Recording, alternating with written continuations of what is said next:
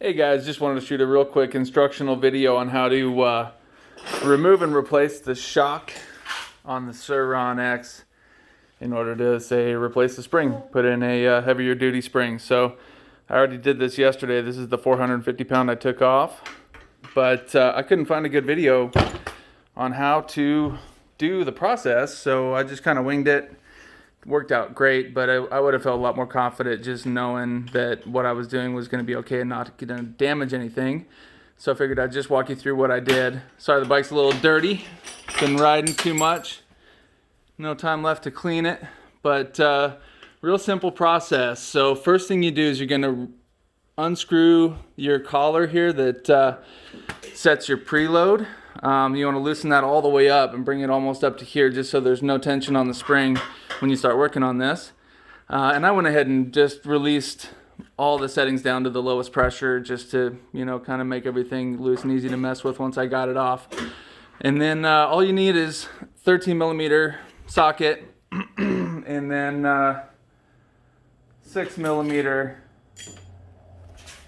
Allen key on the other side.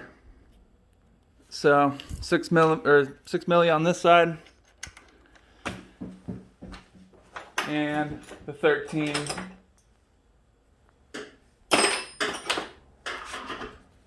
right here. And the order I removed them in, I don't think it really matters. I just took all the nuts off first, started with this one, popped this one, this one, this one.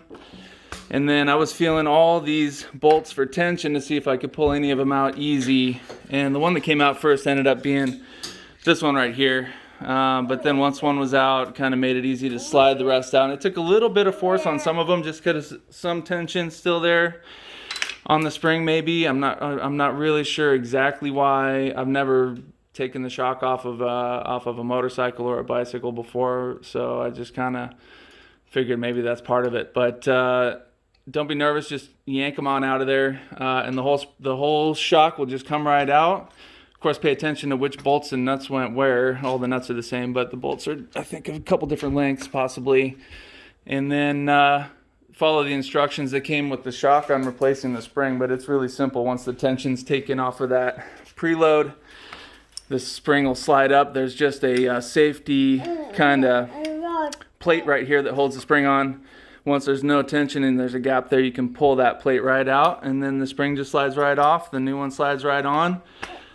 Reverse the process, put it all together, and use a little bit of that blue Loctite on all these nuts just to make sure they stay put.